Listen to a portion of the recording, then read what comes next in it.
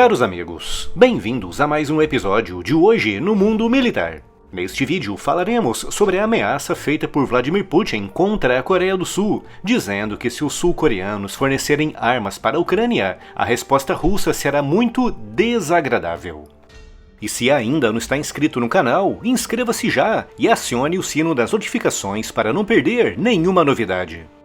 Durante a histórica visita de Putin à Coreia do Norte, a primeira vez em 24 anos que o líder russo viaja àquele país, foram firmados muitos tratados envolvendo o reforço dos laços comerciais entre as duas nações mais sancionadas do planeta, uma medida que visa contornar as duras sanções impostas pelo Ocidente. Mas também foram assinados pactos militares estratégicos importantes, como um acordo visando o fornecimento de armas e munições norte-coreanas para a Rússia. Algo muito importante para Putin conseguir continuar sustentando seu esforço de invasão da Ucrânia. Mas houve um acordo que atraiu especial atenção. Refiro-me ao Pacto de Segurança que exige, em caso de agressão, que ambos os países se apoiem mutuamente. Ou seja, se a Rússia for atacada, a Coreia do Norte deverá enviar apoio militar e vice-versa. Um pacto militar que, obviamente, afeta diretamente a Coreia do Sul,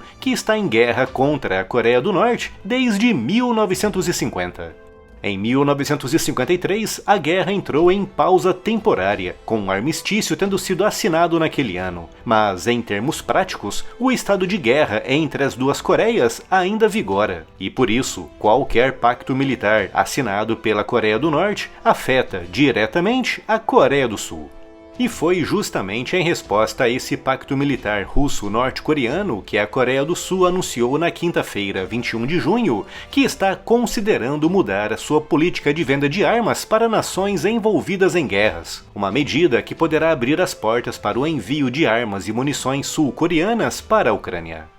Graças à grande parceria política, industrial, tecnológica e militar com os Estados Unidos, a Coreia do Sul é hoje um dos países mais avançados em termos de tecnologia militar, produzindo, sob licença, uma variada gama de armas norte-americanas avançadas, mas também projetando e construindo localmente muitos sistemas de armas, principalmente blindados e artilharia, que são justamente os tipos de armas que a Ucrânia mais precisa agora. Vladimir Putin, bem consciente do avançado nível das armas sul-coreanas e do risco que essas armas representam para a sua invasão da Ucrânia, protestou de forma bastante veemente, ameaçando a Coreia do Sul com uma resposta que, segundo ele, será desagradável, mas não chegou a detalhar que resposta desagradável seria essa. Segundo uma nota emitida pelo gabinete do presidente sul-coreano Yoon Suk Yeol, a Coreia do Sul considera absurdo o fato de dois países, conhecidos por lançarem guerras de agressão e invasão, firmarem pactos de apoio militar mútuo justamente em um dos momentos de maior tensão no mundo. Na ONU, o ministro sul-coreano dos Negócios Estrangeiros, Cho Tae-yu, classificou de deplorável o pacto assinado pela Rússia e a Coreia do Norte, pois é um pacto que viola grande parte das sanções que a própria ONU aprovou contra a ditadura norte-coreana. Para a Coreia do Sul, é inadmissível que um membro com assento permanente no Conselho de Segurança da ONU, que é o caso da Rússia, esteja atuando justamente para contornar sanções que foram aprovadas e impostas pela ONU e pelo próprio Conselho de Segurança. Ou seja, a Rússia está violando sanções que ela própria aprovou contra a Coreia do Norte. Chang Ho-shin, conselheiro de segurança nacional da presidência sul-coreana, disse que, diante das violações das sanções da ONU e do risco que esse pacto representa para a Coreia do Sul, o seu país deve reconsiderar a questão de enviar armas para a Ucrânia para ajudar o país a se defender da invasão russa.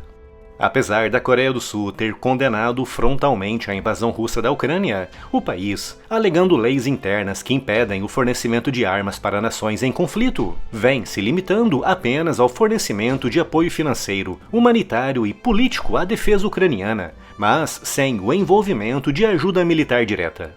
Durante a Guerra Fria, o fantasma do reacendimento da Guerra da Coreia esteve sempre presente na Coreia do Sul, levando os sul-coreanos a se prepararem para um conflito que encaravam como inevitável. Uma preparação que envolveu, além da compra de armas ocidentais, principalmente norte-americanas, também o desenvolvimento da sua própria indústria de defesa.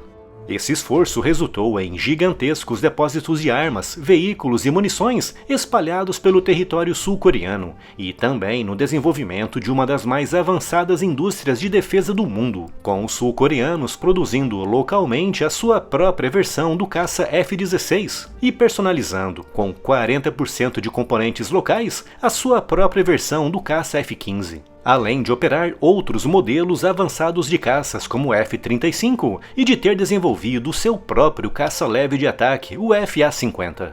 Mas as armas que realmente podem interessar aos ucranianos são os blindados e a artilharia produzida pelos sul-coreanos. Na área dos blindados, o destaque vai para o K1, produzido entre os anos 80 e 90, um blindado pesado, com mais de 50 toneladas, podendo vir armado com canhões de 105 e de 120 mm, com cerca de 1.500 tendo sido produzidos, com centenas sendo desativados neste momento para serem substituídos pelos novos blindados K2 Black Panther. Por isso, teoricamente, a Coreia do Sul teria centenas de blindados K1 que poderiam ser enviados para a Ucrânia. Na área da artilharia, o destaque vai para o K-55, a versão local do M109A2, um obuseiro autopropulsado de 155 mm.